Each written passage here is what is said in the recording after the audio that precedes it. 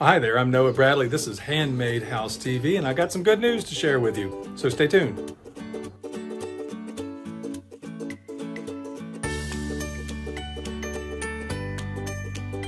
Well, all right, once again, thanks for tuning in there to Handmade House TV.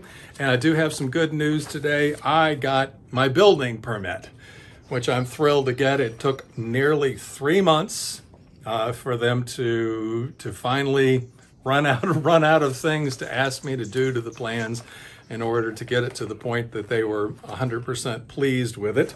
And they didn't give it to me. They more or less, there was definitely a heavy duty fee that came with it. In fact, it was the most expensive set of building permits that I've ever gotten. The total for it here in Virginia right now, it came to $2,267.04. Now, just for kicks and giggles, I remembered that back when I built my first house at the age of 20, that my building permit cost me $45. And clearly that's an uptick, and that's quite a level of inflation. And I went ahead and did the math for any of you young people out there at 20 years old that are thinking of building your own house. By the time you get as old as this codger here, your building permits will be in excess of over $100,000.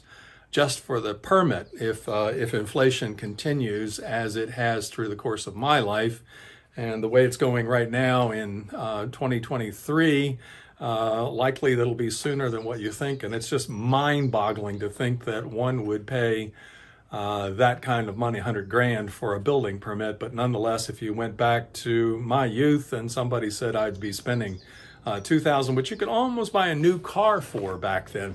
I mean, at least a really high quality used car. There's no question about that. And so I want to share with you everything that you basically get in the packet. It used to be that you would give them a printed or several sets of your blueprints when you went in, and they would keep one in the office, and they would give you back one or two that were stamped as approved, and these were the sets that you always would keep on site when the building inspector would come, so that he could use those to reference for the house. Nowadays, all of the sets of plans that I submitted were electronic PDFs that I sent in, and they printed up their own version of it and stamped it galore on there as well. So that's how it works. So that's the official job site set. That's the site, and then they give you a couple of things that you post on trees or a sign at the end of the driveway, and that's for to notify the public that a house is under construction. And it's also there for easy way to the building inspector to verify that that's where the house site is and which project it is, and they're on the right site. They're not worried about trespassing. They can come on in. So it's very important to get those signs posted in a prominent place. And it looks like it's really nice. They went ahead and laminated it. And clearly for $2,000 they can afford to laminate it. But typically that's part of the process, is I have to get the paper and carry it and have it laminated before hanging on a tree, because it won't last very long even if they want to. And then it looks like it's just a copy of my application. Yeah, that's pretty much it, just the application that's in there. So anyway, I'm so tickled to have this. I now have the right to build a house on my own property. And I imagine you can detect with that there's always a little bit of cynicism in my part, and that is that I have authority issues, and there's something about having to pay for the right to build your own house, and to have somebody standing over your shoulder telling you need to do it this way. And clearly a lot of what's going on with building inspections are things that I'm not comfortable with, but I don't want to say that the building inspection process is wrong, and that is that I've been in the world of construction and restoration work a lot, and so I have been in behind a lot of other builders. I've been in behind builders who did work that passed inspection, passed code, that was atrocious. And I have done work stuff that I have no idea how it could have passed. Clearly, it was work where an inspector was not involved in it, that literally would jeopardize the idea of at least a partial collapse of the home if the issue wasn't remedied. So there is a definite need for some kind of authority figure to inspect homes to the point where they need to be safe. I just think that it's perhaps gone a little bit overboard in that time since then. So if you want to learn how to get a building permit as well as you can, especially if you're a newcomer, if you're an owner or builder who's never built a home before, or if you're building something really unique, I highly encourage you to get my little how to get a building permit course. I think it's my cheapest course I got. It's a simple, quick one, but it's just full of common sense things to help you get the permit as quickly as possible. This is the second longest time it's ever taken me to get a building permit, and I'm not certain why, if it's a trend, or if it's just this particular county, or if it's something I've perhaps done or said that might have spurred it out longer. But that's about it. And one last thing I could comment about building permits, because I guess we're closing it up now that I've got that, is that I think the biggest downside to building permits, to the inspections industry, to just the rules and regulations, and I think I've done a video here before where I showed the difference, how every year or every few years the thickness of the code book gets thicker and thicker. When I started out, it was almost a leaflet, and now it's bigger than any telephone book I've ever had. And for you young people, that's where I used to get phone numbers, was in these big thick books that would be delivered to you, and it would have all the phone numbers of your area in it. And they're just huge, thick, burdensome things, and that's what it is. And so, but the biggest downside, I think, to the building inspections is that it is pushing all homes towards conformity.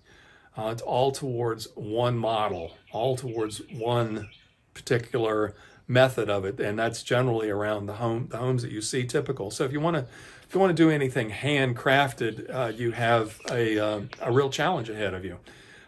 Because you're thinking out of the box, you're not fitting into the conformity that goes on. And one great example I could give you, and let me show you this this right in my front yard here. I have these massive stones. A lot of them are 18 inches by 18 inches by 6 feet long. And on top of it, you can see it's the standard cinder block, and that's what the kind of foundation we're going to do at the lake. And in a previous episode, I shared with you why we would be doing cinder blocks on this particular project.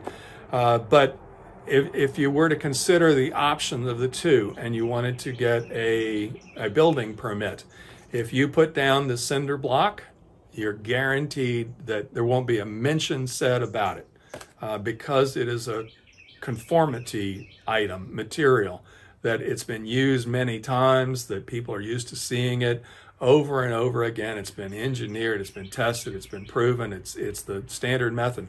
But this stone below it, I mean, this massive granite stone that literally weighs over 1,000 pounds, that was shaped over 100 years ago. It came out of a bridge abutment that I bought some stones, and I used it here on my house here. But the stone will not pass code. So this little hollow cinder block will pass code, but the great big massive granite stone will not pass it. And that is because if you look into the rules and regulations, if you want a stone foundation, it needs to be, in order to pass code, it needs to be 2 feet thick.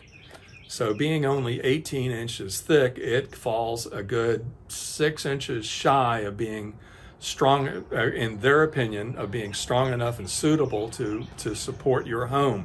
Now, the odd thing is about it, and that is that I could lay this big stone and this cinder block. I could lay a layer of cinder blocks on the inside of the stone, which would give me the thickness that I need, the 2 foot thickness that I need, and that would be fine, even though the house wouldn't bear on the cinder blocks at all. They would come up flush, but the only thing that bears the weight of the home is the outside band, and that would be the stone. So your house would rest on the outside 6 inches of the stone, not on the rest of the stone, not on the cinder block on the inside. But that's how it is. And so so if you're trying to build a house that's a log cabin or a stone house or a timber frame house, you've got constant issues that try to push you away from doing some kind of alternative method towards conformity, towards standardization, towards one house looking exactly and being built exactly like the one next to it. And that's the biggest issue I have with code. I think that building inspectors those people that work in the offices are wonderful people. I think that you need to pay, I guess, the fair share of the expense that comes with the oversight that's involved with it, which I guess $40 didn't really cover the cost back then. I think that was just to handle the paperwork back when I was young, whereas now you're paying for all the labor associated with it, I guess. So that's about it. That's about it with the tirade of I'm happy. I'm pleased that I have this building inspection. Hopefully next week I'll have as good a news with the loan, with trying to get some kind of construction loan together. But I've got to go ahead, and I look forward to getting this house actually underway, and rather than me just talking, to actually share with you some action going on there. So anyway, you guys take care. Thanks for tuning in. Bye now. We'll see you next week.